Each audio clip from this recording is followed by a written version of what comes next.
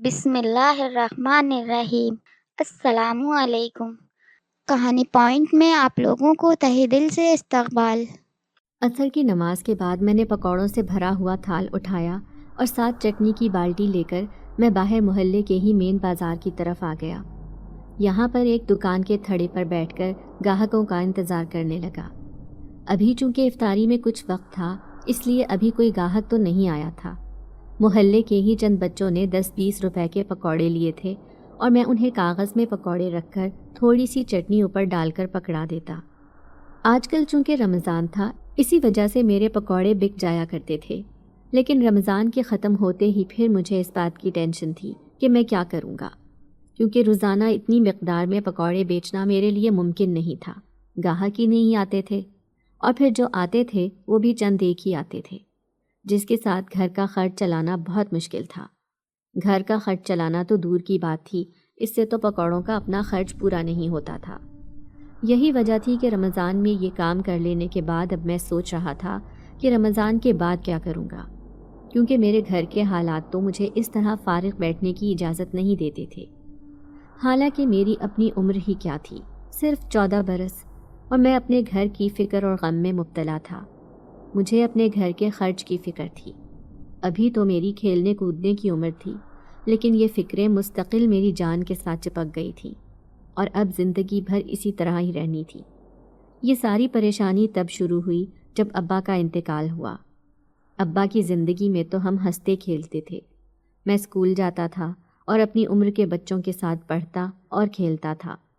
زندگی بہت اچھی گزر رہی تھی، لیکن ابا کے انتقال کے ساتھ ہماری زندگی ایک بھیانک دور میں داخل ہو گئی۔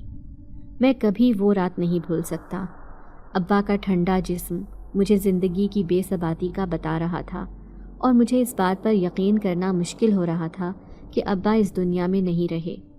میں سوچ بھی نہیں سکتا تھا کہ مجھ پر جان نچھاور کرنے والا باپ اچانک اس دنیا سے رخصت ہو جائے گا۔ میں جیسے ایک رات میں ہی اپنی عمر سے کئی سال بڑا ہو چکا تھا، اور یتیمی کی ایک رات نے ہی مجھے یہ سمجھا دیا تھا کہ آگے زندگی کیسے گزرنے والی ہے۔ میرا نام بلال ہے اور میں اب 14 برس کا ایک لڑکا ہوں۔ میں 9ویں کلاس میں پڑھتا تھا جب اچانک ہی ایک رات ابا کا انتقال ہو گیا۔ ابا کے انتقال کے ساتھ ہی زندگی کا رخ یکسر بدل گیا۔ میرے ابا ایک دفتر میں ملازمت کرتے تھے۔ وہ پڑھے لکھے انسان تھے اور ہمیشہ پڑھائی کی اور پڑھے لکھے انسانوں کی قدر کرتے تھے۔ ابا یوں تو ملازمت کرتے تھے، لیکن ان کی ملازمت میں ہمارے گھر کا خرچ بآسانی پورا ہو جاتا تھا۔ ہم گھر کے لوگ تھے ہی کتنے، اماں، ابا، میری ایک آپی اور میں، ہم کل 4 ہی افراد تھے۔ گھر اپنا تھا، اسی وجہ سے گزر بسر آسانی سے ہو رہی تھی۔ آپی انٹر کرنے کے بعد گھر پر ہی ہوتی تھی اور گھر کے کام کاج میں اماں کا ہاتھ بٹا دیا کرتی تھی۔ آپی کا رشتہ پھپھو کے گھر طے تھا۔ پھپھو کے بیٹے کے ساتھ اس کی منگنی ہو چکی تھی اور جلد اس کی شادی متوقع تھی۔ ابا کا خیال تھا کہ آپی ابھی 20 کی ہو جائے اور پھپھو کا بیٹا کسی کام پر لگ جائے تو پھر ہی شادی کریں گے۔ یہی وجہ تھی کہ آج کل آپی کی شادی کی تیاریاں گھر پر چل رہی تھیں، اور میں 9ویں کے امتحانوں کی تیاریاں کر رہا تھا۔ لیکن اچانک ابا کے انتقال نے ہماری زندگی کا رخ ہی بدل دیا۔ ابا ایک رات سوئے اور نیند میں ہی اللہ کو پیارے ہو گئے۔ رات کے نہ جانے کس پہر انہیں ہارٹ اٹیک آیا اور وہ اس دنیا سے رخصت ہو گئے۔ میری چیخیں، آپی کا روتا ہوا وجود اور اماں کی سسکیاں لیتی ہوئی آواز بھی ابا کو واپس نہیں لا سکی۔ ابا اس دنیا کے مسافر بن چکے تھے کہ انہیں اب کوئی بھی چیز واپس نہیں لا سکتی تھی۔ ابا کے انتقال کے ساتھ ہی آمدنی کا ذریعہ چھن چکا تھا۔ ابا کے دفتر سے بمشکل 1 مہینے کی تنخواہ ملی تھی، جس کے ساتھ ہمارا وہ مہینہ تو سکون کے ساتھ گزر گیا، لیکن اب گھر کے اخراجات منہ کھولے کھڑے تھے، اور اماں کو فکر کے مارے ساری رات نیند نہیں آتی تھی۔ ایک تو ابا کے بچھڑنے کا غم اور اوپر سے گھر کے حالات کی فکر، ان سب کی انہیں شدید ٹینشن تھی، اور اس کے علاوہ رشتہ داروں کا رویہ بھی اماں کو توڑ دینے کے لیے کافی تھا۔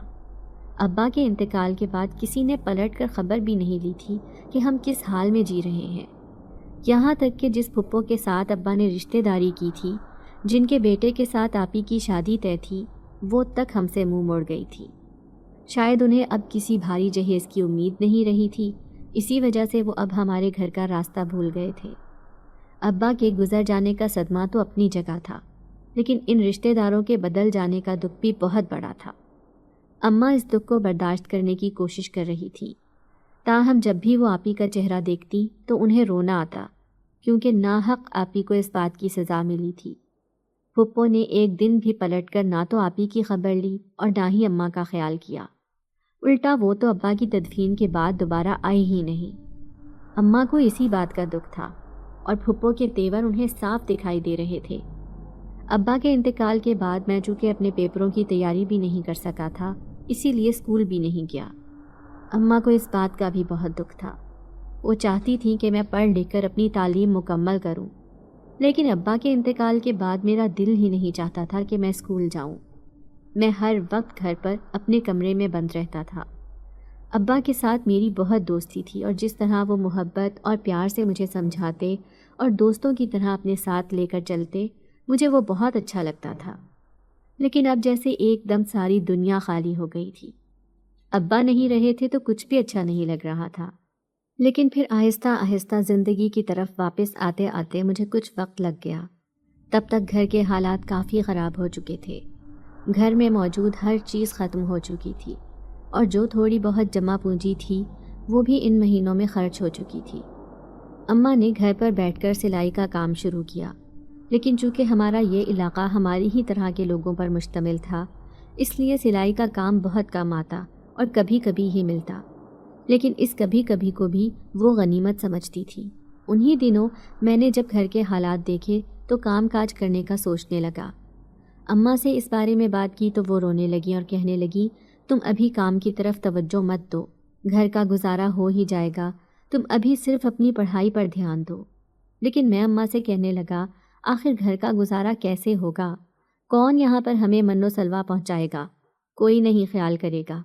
رشتہ داروں کے رویے تو آپ نے ابا کے انتقال کے بعد دیکھ ہی لیے ہیں، لیکن جو پھپھو کر رہی ہیں وہ تو سب سے زیادہ عجیب ہے۔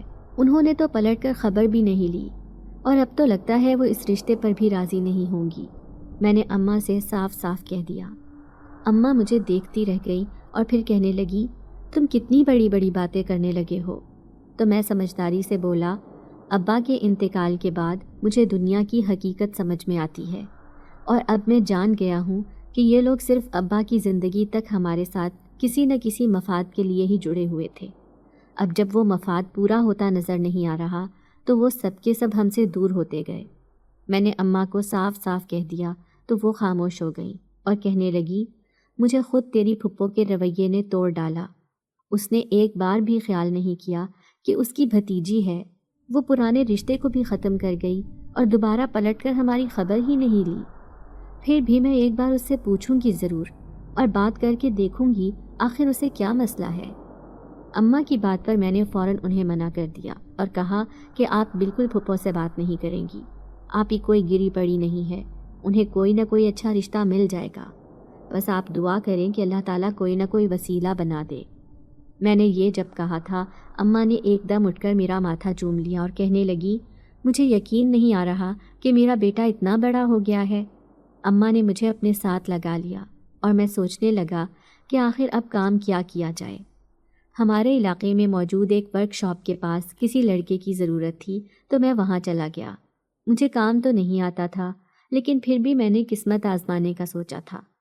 انہوں نے مجھے ایک ہفتے کے لیے رکھ لیا اور کہنے لگے، اگر اس دوران تمہارے کام سیکھنے کی سپیڈ اچھی ہوئی تو پھر ہم تمہیں یہاں پر رکھ لیں گے اور 3 مہینے کے بعد تنخواہ دینی شروع کریں گے۔ میں نے حامی بھر لی اور ان کے پاس کام سیکھنے لگا۔ لیکن میں جب شام کو گھر جاتا تو اماں اور آپی مجھے اس حال میں دیکھ کر رونے لگتی۔ میرے کپڑوں کے اوپر گریس اور آئل کے داغ لگے ہوتے، میرے ہاتھ اور پیر گندے اور کالے ہوتے، اور پھر ایک دن اماں روتے ہوئے مجھے کہنے لگی کہ اب تم یہ کام نہیں کرو گے، ابھی تو انہوں نے تمہیں تنخواہ بھی نہیں دینی اور اتنے عرصے تک تم وہاں پر خوار ہوتے رہو گے، چھوڑ دو اس نوکری کو، اللہ بہتر سبب لگا دے گا۔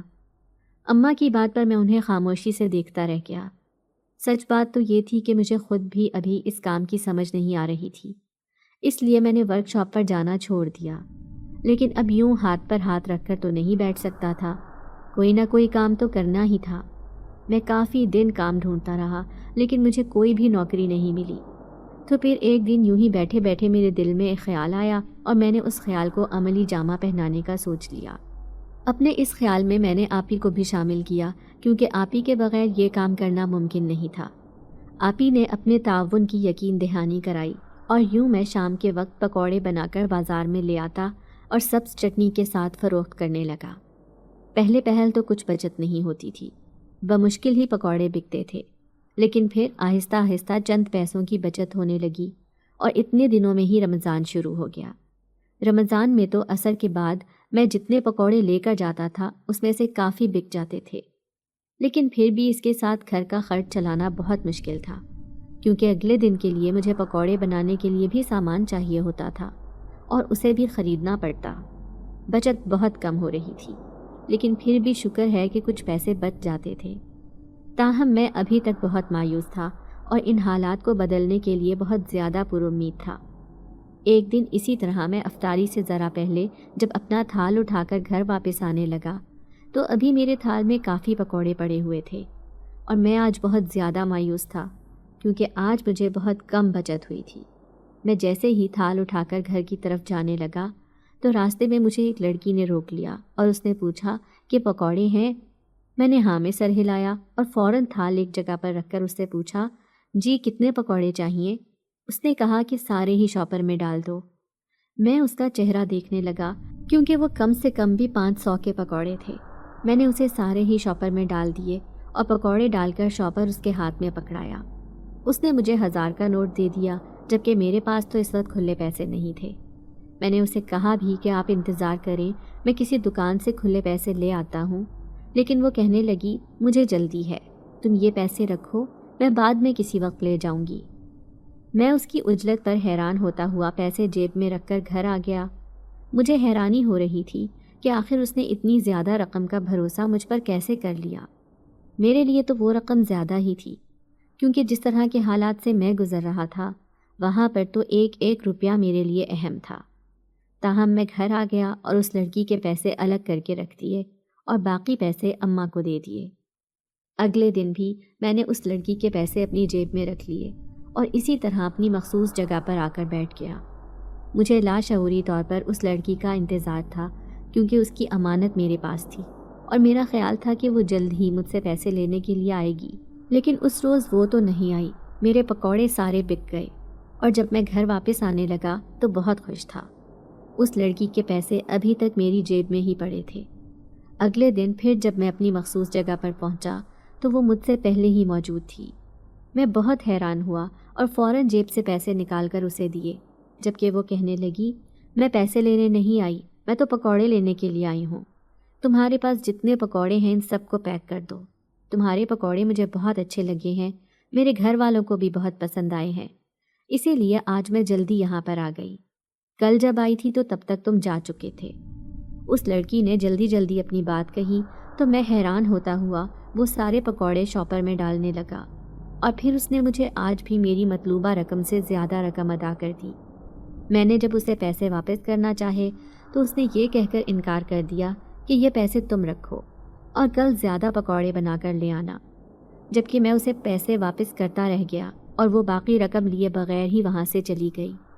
میں بہت حیران ہوا کہ آج کل کے دور میں بھی کوئی پیسوں کے معاملے میں اتنا زیادہ لاپرواہ ہو سکتا ہے، ورنہ ہمارے تو اپنوں نے بھی ہماری کسی بھی قسم کی مدد کرنے سے انکار کر دیا تھا، جبکہ وہ لڑکی پرائی ہو کر مجھ پر اپنے پیسوں کا بھروسہ کر گئی۔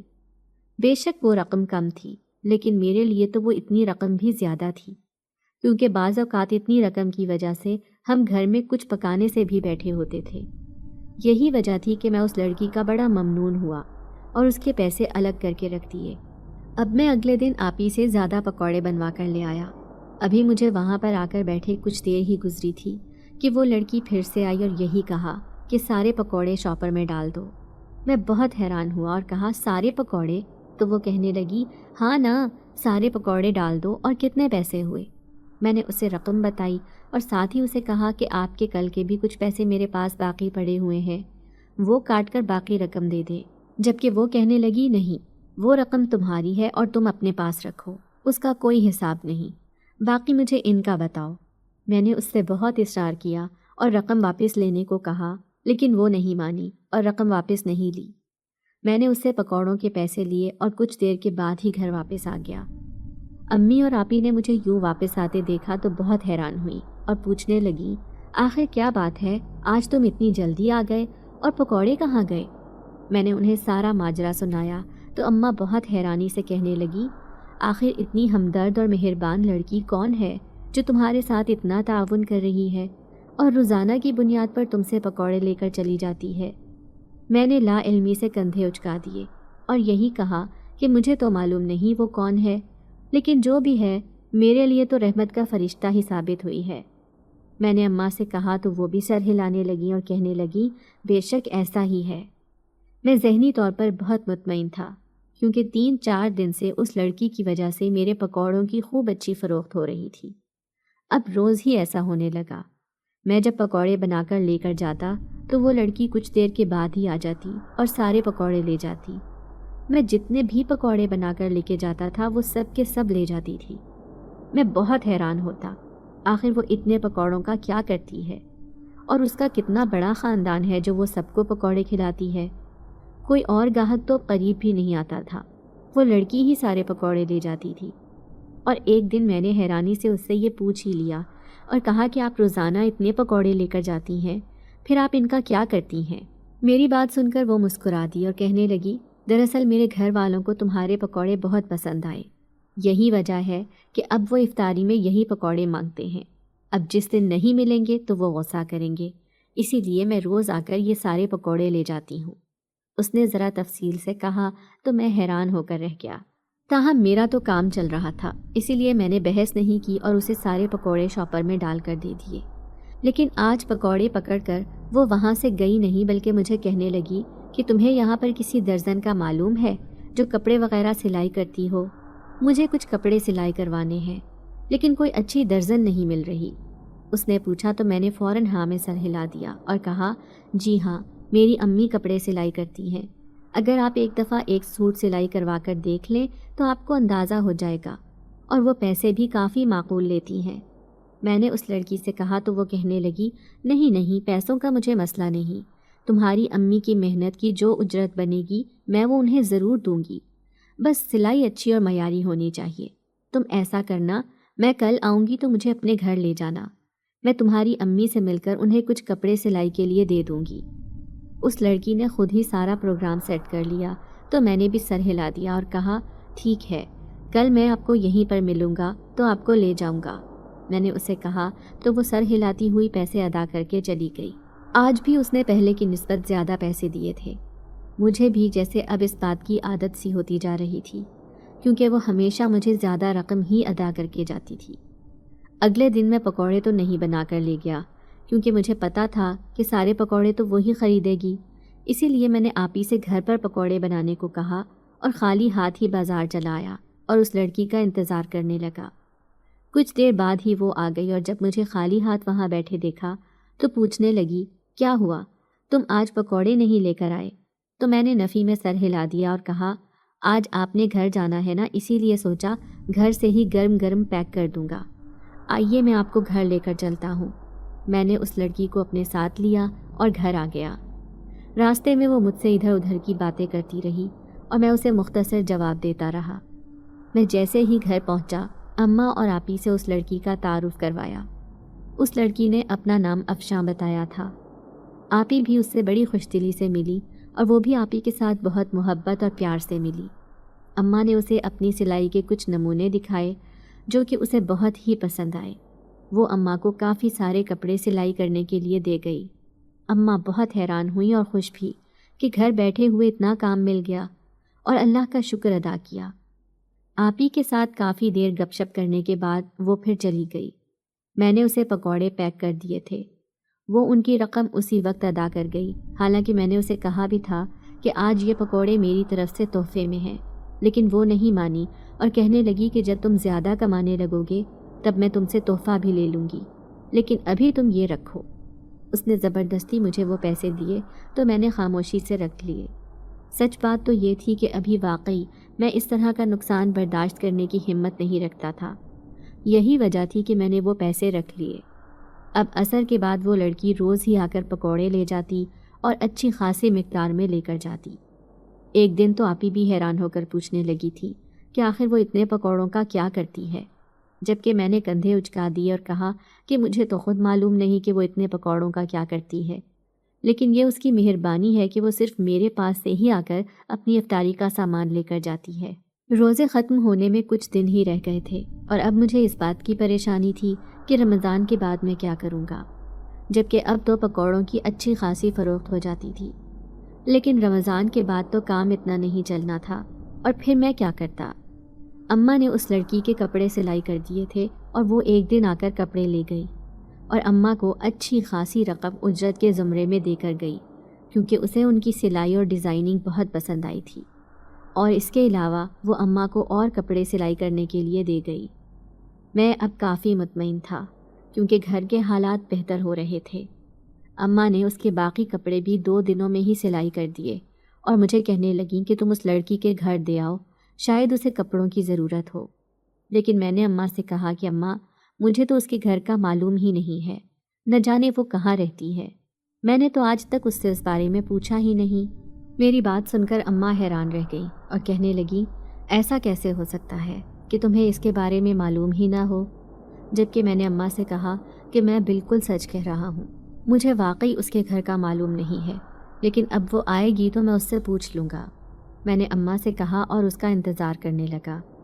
وہ جیسے ہی شام کو آئی تو میں نے اس سے پوچھا کہ آج تک میں نے آپ سے آپ کے گھر کا نہیں پوچھا، اگر کبھی کپڑے جلدی سلائی ہو جائیں تو میں آپ کے گھر پکڑا جایا کروں گا، آپ مجھے اپنے گھر کا پتہ دے دیں۔ میں نے اس لڑکی سے کہا تو وہ خاموش سی ہو گئی اور کہنے لگی، میرا گھر یہاں پر کہیں نہیں ہے، میں بہت دور سے آتی ہوں۔ اس کی بات سن کر میں حیران رہ گیا اور کہنے لگا، آپ کہاں سے آتی ہیں اور کیسے اتنی دور کا سفر روز کرتی ہیں؟ میں نے حیرانی سے اس سے سوال کیا تو وہ کہنے لگی، میں اس سے بھی زیادہ سفر روز کر سکتی ہوں۔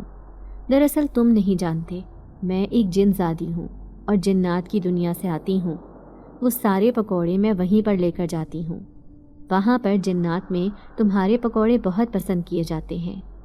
اس کی بات سن کر میں حیران رہ گیا اور خوف کے مارے میری آنکھیں پھیل گئیں۔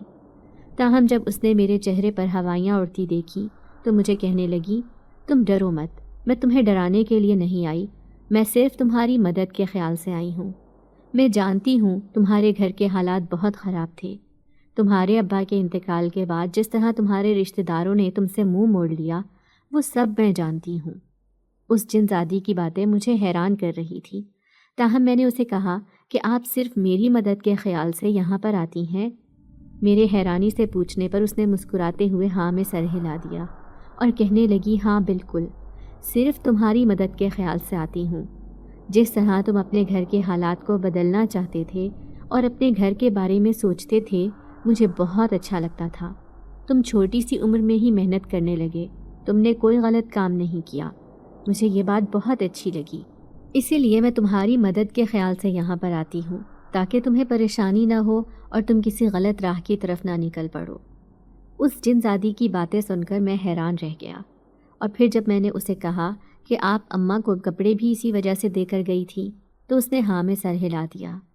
اس کی اتنی مدد کے خیال سے میری آنکھیں بھیگ گئیں، تاہم میں نے ممنون نظروں سے اس کی طرف دیکھا اور کہا، جس طرح آپ نے میری مدد کی ہے بغیر احسان جتلائے اور بغیر کوئی لالچ دکھائے، اس بات نے مجھے بے مول خرید لیا ہے۔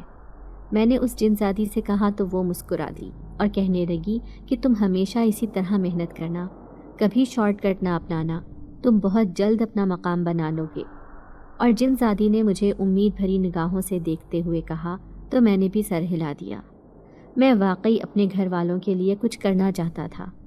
جس طرح پھپھو کے رویے نے ہمیں توڑ دیا تھا، انہوں نے جہیز کی وجہ سے میری بہن سے رشتہ ختم کر دیا، یہ بات مجھے اندر ہی اندر بہت تکلیف دیتی تھی، اور میں چاہتا تھا کہ اب اپنی بہن کو بہت زیادہ جہیز دے کر رخصت کروں اور پھپھو سے بھی زیادہ کسی اچھے گھر میں رخصت کروں۔ یہی وجہ تھی کہ میں نے اماں سے کہہ دیا تھا کہ وہ اب آپی کے لیے کوئی رشتہ دیکھیں۔ میری بات سن کر اماں حیرانی سے مجھے دیکھنے لگی اور کہنے لگی، تمہیں اچھی طرح معلوم ہے تمہاری پھپھو کے گھر آپی کا رشتہ طے ہے، اگر وہ کسی وجہ سے نہیں آ رہی تو ہم خود معلوم کر لیتے ہیں، لیکن تم اس بات پر مانتے ہی نہیں ہو اماں نے مجھے قدرے ڈانٹتے ہوئے کہا تو میں نے اماں سے کہا، اماں جب میں نے آپ کو ایک بار کہہ دیا ہے کہ آپ ان سے نہیں پوچھیں گی تو نہیں پوچھیں گی۔ میں آپ کو بتانا تو نہیں چاہتا تھا لیکن اب بتا رہا ہوں۔ پھپھو نے اپنے بیٹے کا رشتہ کہیں اور طے کر دیا ہے، اس لیے اب آپ ہی کے لیے کہیں اور دیکھیں۔ میں نے اماں سے نظریں چراتے ہوئے کہا تو وہ حیرانی سے میرا چہرہ دیکھنے لگی اور کہنے لگی، تمہیں یہ کیسے معلوم ہوا؟ تو میں نے انہیں کہا کہ ایک دن مجھے پھپھو بازار میں ملی تھی اور وہیں پر انہوں نے مجھے یہ بتایا تھا۔ اس دن کے بعد سے میں پھپھو سے جیسے نفرت کرنے لگا ہوں۔ میں نے قدرے غصے سے اماں سے کہا تو وہ بھی بہت پریشان نظر آئیں اور پھر کہنے لگی، نہ جانے اسے کیا ہو گیا ہے، وہ کیوں ایسے کر رہی ہے۔ خیر، میری بیٹی کا اللہ مالک ہے، اللہ نے اس کے لیے کچھ اچھا ہی سوچا ہوگا۔ اماں نے اللہ پر توکل کرتے ہوئے کہا۔ میں چپ چاپ وہاں سے اٹھایا۔ اتنے دنوں سے دل پر جو بوجھ تھا وہ آج اتر گیا تھا۔ اب مجھے یقین تھا کہ اماں آپی کے لیے کوئی نہ کوئی رشتہ دیکھ لیں گی، ورنہ اتنے دنوں سے وہ ہاتھ پر ہاتھ رکھ کر بیٹھی تھی کہ شاید پھپھو آ ہی جائیں، لیکن اب ان کی امید ختم ہو گئی تھی، اسی لیے اب وہ کوشش کریں گی۔ اماں نے آپی کی شادی کے لیے ہاتھ پیر مارنا شروع کر دیے۔ اسی دوران رمضان بھی ختم ہو گیا، لیکن رمضان کے بعد اب مجھے کام کی ٹینشن تھی اور آج عید کا دن تھا۔ میں عید کے دن بھی اسی پریشانی میں بیٹھا تھا کہ اچانک وہ جنزادی چلی آئی۔ اس نے مجھے پریشان دیکھا تو پوچھنے لگی، کیا ہوا ہے؟ تم اتنے پریشان کیوں بیٹھے ہو؟ تو میں نے اسے اپنی پریشانی سے آگاہ کیا۔ وہ کہنے لگی، تم فکر مت کرو، بہت جلد تمہارے لیے کام کا بندوبست ہو جائے گا۔ اس جنزادی کی بات سن کر میں نے حیرانی سے اسے دیکھا اور پوچھا، وہ کیسے؟ تو وہ کہنے لگی، دراصل میں نے تمہارے لیے ایک چھوٹا سا چائے کا ڈھابا بنانے کا سوچا ہے۔ چائے کے ساتھ ساتھ تم وہاں پر پکوڑے اور چپس بھی لگانا، اور پھر دیکھنا آہستہ آہستہ تمہارا وہ ڈھابا خوب چل نکلے گا۔ اس جنزادی کی بات سن کر مجھے اچھا تو بہت لگا، تاہم میں نے اسے کہا کہ میرے پاس اتنا سرمایہ نہیں ہے، میں کہاں سے اتنے پیسے لے کر آؤں گا؟ میں نے مایوسی کے عالم میں اسے کہا تو وہ کہنے لگی، سرمایہ کی تم فکر مت کرو، وہ سب کچھ میرے ذمے ہے، میں تمہیں اس کے لیے سرمایہ دوں گی۔ اس کے کہنے پر میں نے نفی میں سر ہلا دیا اور کہا، نہیں، میں اس طرح آپ کا احسان نہیں لے سکتا، پہلے ہی آپ نے مجھ پر بہت احسان کیے ہیں، اور جس طرح آپ نے میری مدد کی ہے میں وہ کبھی نہیں بھلا سکتا۔ میں نے اس لڑکی کا احسان لینے سے صاف صاف منع کر دیا، جبکہ وہ کہنے لگی، میں تم پر کوئی احسان نہیں کر رہی، تم بس اپنے کام کے بارے میں سوچو اور کام کرو۔ اس نے عجیب دھونس بھرے انداز میں مجھ سے کہا تو میں مسکرا دیا، اور اس کے بعد کے اگلے مراحل بڑی آسانی سے طے ہو گئے۔ میں نے اپنے بازار میں ہی ایک چھوٹا سا ڈھابا کھول لیا۔ وہاں پر میں سموسیاں، پکوڑے، چپس اور چائے بھی بیچنے لگا۔ جلد ہی میرا وہ ڈھابا خوب چل نکلا اور مجھے اچھی خاصی بچت ہونے لگی تھی۔ اس کے لیے میں صرف اور صرف اس جنزادی کا ہی مشکور تھا، جس کی بدولت میں آج اپنے ڈھابے کا مالک بن بیٹھا تھا۔ وہ جنزادی اب بھی اماں کے پاس آتی اور اپنے کپڑے دے کر جاتی۔ اماں کپڑے سلائی کرتی تو وہ ہمیشہ اماں کو زیادہ ہی اجرت دے کر جاتی۔ اماں اسے بہت دعائیں دیتی تھی۔ اماں کو یہ تو معلوم نہیں تھا کہ وہ ایک جنزادی ہے، لیکن جس طرح وہ اماں کا احساس کرتی تھی اماں کو بہت اچھا لگتا تھا۔ انہی دنوں میں اماں جب آپی کا رشتہ ڈھونڈ رہی تھی تو ایک دن پھپھو گھر پر چلی آئیں۔ ان کو دیکھ کر اماں کی آنکھوں میں امید چمکی تھی۔ انہیں لگا کہ شاید پھپھو پرانے رشتے کو بحال کرنے کے لیے آئی ہیں، لیکن ان کی آمد کا مقصد کچھ دیر کے بعد ہی کھل گیا، جب انہوں نے اپنے بیگ سے اپنے بیٹے کی شادی کا کارڈ نکال کر پکڑایا، جسے دیکھ کر اماں کے چہرے پر مایوسی پھیل گئی۔ تاہم اماں نے پھپھو پر کچھ بھی ظاہر نہیں کیا اور انہیں بڑے ڈھیلے سے انداز میں مبارکباد دی۔ پھپھو بھی شادی پر آنے کی تاکید کرتے ہوئے چلی گئی۔ ایک بار بھی انہوں نے نہ تو آپی کے بارے میں سوچا اور نہ ہی ہمارے گھر کے حالات کے بارے میں پوچھا۔ پھپھو کا یہ رویہ اماں کو دکھی کر گیا اور وہ بیمار پڑ گئی۔ میں اماں کی پریشانی سمجھتا تھا، لیکن اب میں اس معاملے میں کچھ کر نہیں سکتا تھا۔ اگر پھپھو نہیں چاہتی تو ہم کیسے زبردستی رشتہ قائم رکھ سکتے تھے؟ بس میں نے اماں کو صرف سمجھایا اور 2-3 دن بعد اماں کی طبیعت کافی سنبھل گئی تھی۔ گھر پر ویسے ہی آج کل پریشانی چل رہی تھی، اسی لیے جب وہ جنزادی اپنے کپڑے لینے کے لیے آئی تو اماں کو بیمار دیکھا تو پوچھنے لگی۔ میں نے اسے پھپھو کی آمد کے بارے میں بتا دیا اور یہ بھی کہ کس طرح پھپھو اپنے بیٹے کا رشتہ طے کر کے اب اس کی شادی کر رہی ہیں۔ وہ بھی دکھ کا اظہار کرنے لگی، تاہم وہ کہنے لگی کہ تم اپنی بہن کی شادی کرو اور پھپھو سے اچھی جگہ پر اس کی شادی کرو، دیکھنا تمہاری پھپھو خود ہی سیدھی ہو جائیں گی۔ میں نے اسے کہا، ہاں میں نے بھی اماں سے یہی کہا ہے، اب اماں کی طبیعت کچھ سنبھلتی ہے تو جلد ہی اس کا رشتہ طے کرتے ہیں۔ اور پھر اماں کی طبیعت سنبھلنے کے بعد آپی کا رشتہ ایک بہت اچھی جگہ پر ہو گیا۔ فراز بھائی سرکاری نوکری کرتے تھے اور ان کی تنخواہ بھی اچھی خاصی تھی۔ اماں بہت خوش اور مطمئن تھی۔ اور پھر میں نے 1 مہینے کے بعد ہی شادی کی تاریخ پکی کر کے آپی کی شادی کی تیاریاں شروع کر دیں۔ اس معاملے میں اس جن زادی نے میرا بہت ساتھ دیا۔ اس نے اچھی خاصی رقم بھی مہیا کر دی۔ جب اماں کو میں نے اس رقم کے بارے میں بتایا تو وہ بہت حیران ہوئی اور پھر پریشانی سے کہنے لگی کہ ہم آخر اس لڑکی سے اتنی بڑی رقم کیسے لے سکتے ہیں؟ وہ لڑکی ہمارے ساتھ تعاون کر رہی ہے لیکن ہم اتنی بڑی رقم نہیں لے سکتے۔ اماں نے رقم لینے سے منع کر دیا اور پھر میں نے اماں کو اس لڑکی کے جن زادی ہونے کا بتا دیا، جسے سن کر اماں بھی بہت حیران ہوئی اور پریشانی سے کہنے لگی کہ یہ کیسی بات ہے؟ وہ جن زادی ہو کر ہماری اتنی مدد کر رہی ہے، مجھے تو اس بات پر یقین ہی نہیں آ رہا۔ اماں گہری سوچ میں پڑ گئیں، جبکہ میں نے انہیں کہا کہ اماں یہ بات بالکل صحیح ہے، وہ لڑکی جن زادی ہے اور وہ صرف ہماری مدد کے خیال سے یہ سب کچھ کر رہی ہے، اور وہ جو کچھ بھی کر رہی ہے آپ اسے کرنے دیں اور اسے منع مت کریں۔ میں نے اماں سے لجاجت سے کہا تو وہ بھی مان گئی، تاہم اماں کو جیسے اس بات پر یقین ہی نہیں آ رہا تھا، ایک جن زادی ہماری اتنی مدد کر رہی ہے۔ آپی کی شادی میں نے بہت دھوم دھام سے کی تھی۔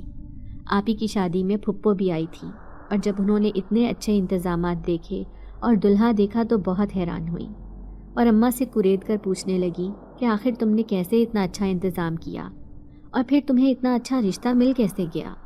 جبکہ اماں نے انہیں کہا کہ یہ سب میرے رب کی کرم نوازی ہے اور میری بیٹی کے صبر کا پھل ہے۔ اماں نے بڑے ٹھنڈے سے انداز میں کہا تو پھپھو جیسے خاموش ہو گئی، تاہم میں نے اپنی بہن کو ہر ممکن جہیز دیا، اچھے طریقے سے اسے رخصت کیا۔ اس شادی کے بعد پھپھو اکثر ہمارے گھر آنے لگی اور کرید کر اماں سے ہمارے حالات کے بارے میں پوچھنے لگتی، جبکہ اماں اپنی سادگی میں انہیں جواب دے دیتی۔ سنا تھا کہ پھپھو کی بہو نے ان کا جینا حرام کیا ہوا ہے اور وہ کسی طور بھی انہیں اپنے گھر میں برداشت کرنے کے حق میں نہیں ہے۔ وہ اپنے شوہر کو لے کر علیحدہ ہونا چاہتی ہے، جبکہ پھپھو کا اکلوتا بیٹا ہے، اس لیے وہ اسے الگ نہیں ہونے دے رہی۔ پھپھو کے حالات آج کل کافی خراب چل رہے تھے۔ اماں نے جب مجھے یہ بتایا تو میں خاموشی سے سر ہلا کر رہ گیا۔ سچ کہوں تو مجھے اب ان سے کوئی انسیت محسوس نہیں ہوتی تھی۔ ابا کے جانے کے بعد انہوں نے جس طرح کا سلوک ہمارے ساتھ روا رکھا تھا، اس بات نے مجھے ان سے متنفر کر دیا تھا، اور پھر اب جب انہوں نے دیکھا کہ ہمارے حالات بہتر ہو گئے ہیں، ہم اچھا کمانے لگ گئے ہیں، تو وہ دوبارہ سے ہم سے رشتہ بحال کرنے آ گئی ہیں۔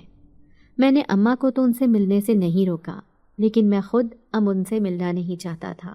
اماں کو پھپھو کے حالات سن کر بہت بے چینی رہتی، کیونکہ ان کا خیال تھا کہ پھپھو بہت زیادہ پریشان ہے، جبکہ مجھے ان سے کوئی ہمدردی محسوس نہیں ہوتی تھی۔ آپی جب بھی گھر پر آتی تو بہت خوش لگتی، کیونکہ ان کے چہرے پر سچی خوشیوں کا عکس نظر آتا ہے۔ آپی کو خوش دیکھ کر میں اور اماں مطمئن ہو جاتے ہیں۔ میرا اپنا چائے کا ڈھابا کافی چلنے لگا تھا اور میں سوچ رہا تھا کہ اپنے ساتھ ایک لڑکا رکھ لوں۔ اب اکیلے مجھ سے اتنا کام نہیں ہوتا تھا، اسی لیے آج کل میں ایک نئے لڑکے کی تلاش میں تھا، اور اپنے محلے میں ہی مجھے اپنی ہی طرح کا ایک لڑکا مل گیا۔ وہ بھی میری طرح ہی حالات کی ستم ظریفی کا شکار تھا اور آج کل کوئی نوکری دیکھ رہا تھا۔ میں نے اسے اپنے پاس نوکری دے دی اور اس کا خیال کرنے لگا۔ اس جن زادی کو یہ بات معلوم ہوئی تو وہ بہت خوش ہوئی اور کہنے لگی کہ اب اس لڑکے کا ساتھ مت چھوڑنا، اپنی طرح اسے بھی اسی طرح چائے کا ڈھابا بنا کر دینا، اور اس کی بات پر میں نے سر ہلا دیا۔ سچ کہوں تو میرا اپنا بھی یہی خیال تھا کہ 1 سال اسے نوکری کرنے کے بعد اسی طرح کا ڈھابا بنا کر دوں گا تاکہ وہ اپنا کام خود کرنے کے قابل ہو سکے، اور میں نے اب سوچ لیا تھا کہ میں اسی طرح کے کچھ ڈھابے بنا کر اپنی طرح کے ہی کچھ لڑکوں کو دوں گا اور ان سے روزانہ کی بنیاد پر کچھ پیسے کرائے کی مد میں لیا کروں گا، تاکہ انہیں کام کرنے کی عادت پڑے اور وہ اپنے ہاتھوں سے کما کر اپنے گھر والوں کو کھلا سکیں۔ جب میں نے اپنی سوچ کا اظہار اس جن زادی سے کیا تو وہ حیرانی سے مجھے دیکھتی رہ گئی اور کہنے لگی، میں سوچ بھی نہیں سکتی تھی کہ تم اتنی اچھی سوچ کے مالک نکلو گے۔ یہ تو بہت اچھی بات ہے، تمہیں ایسا ضرور کرنا چاہیے۔ اس جن زادی نے بھی میری ہمت بڑھائی، سو میں نے بھی کہا کہ انشاءاللہ میں ضرور کروں گا۔ 1-2 سالوں تک میں اس میں کافی تبدیلیاں لے کر آؤں گا۔ میں چونکہ ابھی 18 سال کا ہی تھا، لیکن اپنی سوچ کی پختگی اور ارادے کی وجہ سے میں اپنی عمر سے بڑا ہی لگتا تھا۔ پھپھو کا آنا جانا اب بہت زیادہ بڑھ گیا تھا اور وہ آج کل بہت زیادہ پریشان تھی، کیونکہ ان کے بیٹے نے کہہ دیا تھا کہ وہ الگ ہو رہے ہیں، جبکہ پھپھو اماں کو کہہ رہی تھیں کہ وہ انہیں سمجھائیں تاکہ وہ یہاں سے کہیں نہ جائیں، جبکہ اماں کا خیال تھا کہ یہ آپ کے گھر کا نجی معاملہ ہے، مجھے اس معاملے میں دخل اندازی کا کوئی حق نہیں ہے۔ پھپھو کی پریشانی کی وجہ سے میں نے ایک دن اماں سے کہہ دیا کہ اگر آپ کو مناسب لگے تو پھپھو کو اپنے پاس یہاں پر لے آئیں، مجھے ان کے آنے سے کوئی مسئلہ نہیں ہے۔ اماں کے دل کو یہ بات لگی اور وہ ایک دن پھپھو کے گھر چلی گئیں، لیکن وہاں پر تو ایک نیا ہی تماشا منتظر تھا۔ پھپھو کی بہو بہت اونچا اونچا بول رہی تھی اور لڑائی جھگڑا کر رہی تھی۔ اماں نے اسے بہت سمجھایا لیکن وہ نہیں سمجھی۔ پھپھو جو کبھی بہت زیادہ دھڑلے والی تھی، اپنی بہو کے سامنے ایک طرف بیٹھی خاموشی سے آنسو بہا رہی تھی۔ اماں نے پھپھو کی یہ حالت دیکھی تو ان کا دل کانپ اٹھا۔ یہی پھپھو ان کے گھر میں کتنی شان و شوکت سے رہتی تھی اور اب آج یہاں پر اس حالت میں بیٹھی ہوئی تھی۔ اماں نے پھپھو کو اپنے ساتھ چلنے کے لیے کہا تو وہ حیرانی سے دیکھنے لگیں۔ ان کی آنکھوں میں آنسو آ گئے، لیکن اماں نے انہیں کہا کہ اب آپ میرے ساتھ میرے گھر پر ہی رہیں گی۔ پھپھو اس بات پر بہت حیران ہوئی اور وہ رونے لگی۔ روتے روتے انہوں نے اماں سے معافی مانگی اور کہا کہ یہ سب میرے ساتھ اسی وجہ سے ہو رہا ہے جو سلوک میں نے آپ کے ساتھ کیا تھا، اللہ نے مجھے اس بات کی سزا دی ہے۔ پھپھو نے روتے ہوئے اماں سے معافی مانگی۔ اماں نے کھلے دل سے انہیں معاف کر دیا اور کہا، مجھے آپ سے کوئی گلہ شکوہ نہیں ہے، آپ پہلے بھی ہمارے لیے محترم تھیں اور آپ بھی ہیں، اب آپ گھر چلیں اور میرے ساتھ وہیں پر رہیں۔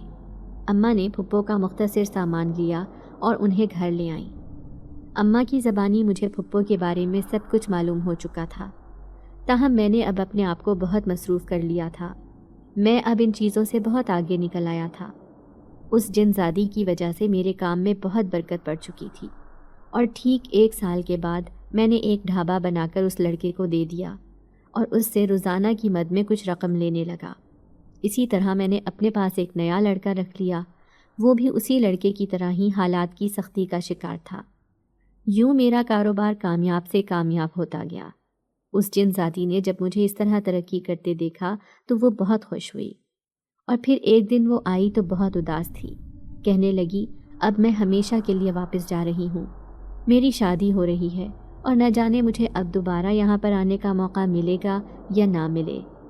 جن زادی کے جانے کا سن کر میں بہت اداس ہو گیا۔ اتنے سالوں سے وہ یہاں پر میری خاطر آتی رہی اور اب جب اچانک اس کے جانے کا سنا تو میرا دل مرجھا سا گیا۔ میں نے اسے خوش دلی سے رخصت کیا، لیکن جانے سے پہلے شاپر میں اس کی پسند کے پکوڑے ڈالنا نہیں بھولا، جنہیں دیکھ کر وہ مسکرا دی اور میرا شکریہ ادا کرتی ہوئی وہاں سے چلی گئی۔ اس کے جانے سے مجھے ایک دم بہت اداسی ہوئی اور دل بجھ سا گیا تھا۔ نہ جانے کیا بات تھی، مجھے اس کی عادت ہوتی گئی تھی اور اس کا اچانک چلے جانا مجھے بہت محسوس ہو رہا تھا۔ تاہم میں نے اپنے کام کی طرف دھیان کیا اور اگلے 2 سالوں میں پہلے سے کافی کامیاب ہو چکا تھا۔ اسی طرح کے 3 ڈھابے اور بنا کر اپنے ہی جیسے مجبور لڑکوں کو دے دیے تھے اور وہ روزانہ کی بنیاد پر مجھے کرائے کی مد میں کچھ پیسے ادا کر دیتے۔ میں نے رقم کی کوئی پابندی نہیں رکھی تھی، جتنی رقم وہ خوشی سے دیتے تھے میں رکھ لیتا تھا۔ میری زندگی میں اب بہت سکون آ گیا تھا، میں آپ ہی کی طرف سے بھی مطمئن تھا اور گھر کی طرف سے بھی اطمینان حاصل ہو گیا تھا۔ کام کاج کی طرف بھی اچھی برکت پڑ گئی تھی اور اب اماں میری شادی کے پیچھے پڑ چکی تھی، کیونکہ انہیں گھر کی تنہائی کاٹنے لگی تھی اور ان کا خیال تھا کہ اب تمہاری شادی ہو جانی چاہیے تاکہ تم بھی اپنے گھر بار والے ہو سکو اور اپنی ذمہ داری اٹھا سکو۔ میں نے اماں کی خوشی کے آگے سر جھکا دیا اور آج میری شادی ہو رہی ہے۔ میں دلہا بنا آئینے میں کھڑا خود کو دیکھ رہا تھا کہ اچانک مجھے اپنے پیچھے کسی کی موجودگی کا احساس ہوا تو میں نے پلٹ کر دیکھا اور یہ دیکھ کر میں حیران رہ گیا کہ وہاں پر وہی جن زادی کھڑی تھی۔ اسے دیکھ کر میں بہت خوش ہوا اس کا یوں اچانک چلے آنا میرے لیے کسی بڑی نعمت سے کم نہیں تھا، اور میں نے اپنی خوشی کا اظہار اس کے سامنے برملا کر بھی دیا۔ تو وہ کہنے لگی، مجھے معلوم ہوا تھا کہ تمہاری شادی ہو رہی ہے، اسی لیے میں یہاں پر چلی آئی اور تمہارے لیے کچھ تحفہ لے کر آئی ہوں۔ اس کے ہاتھ میں ایک چھوٹی سی ڈبیا پکڑی ہوئی تھی، جبکہ میں نے اس تحفے کو نظر انداز کرتے ہوئے اسے کہا کہ تمہارا آنا ہی میرے لیے سب سے بڑا تحفہ ہے۔ تم یہاں پر آ گئی ہو، مجھے بہت زیادہ خوشی ہو رہی ہے کہ میں الفاظ میں بیان ہی نہیں کر سکتا۔ میں نے اس جنزادی سے کہا تو وہ دھیمے سے مسکرا دی اور کہنے لگی، مجھے تو آنا ہی تھا نا، اور یہ لو اپنا تحفہ، یہ تمہارے لیے نہیں تمہاری بیوی کے لیے ہے، محبت سے اسے دے دینا۔ اس نے وہ ڈبیا میری طرف بڑھائی اور مجھے خوش رہنے کی دعائیں دیتی وہاں سے چلی گئی۔ اس کے آنے سے مجھے بے پناہ خوشی ملی تھی، اور میرے دل میں ایک اطمینان سا ہو گیا تھا کہ وہ اب جہاں کہیں بھی ہوگی میری طرف دیکھتی ہوگی، اور مجھے پھر کسی دن اچانک یوں ہی ملنے کے لیے آ جائے گی۔ امید کرتے ہیں کہ آپ لوگوں کو آج کی ویڈیو پسند آئی ہوگی۔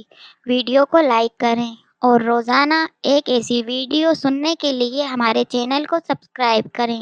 ملتے ہیں اگلی ویڈیو میں۔ اللہ حافظ۔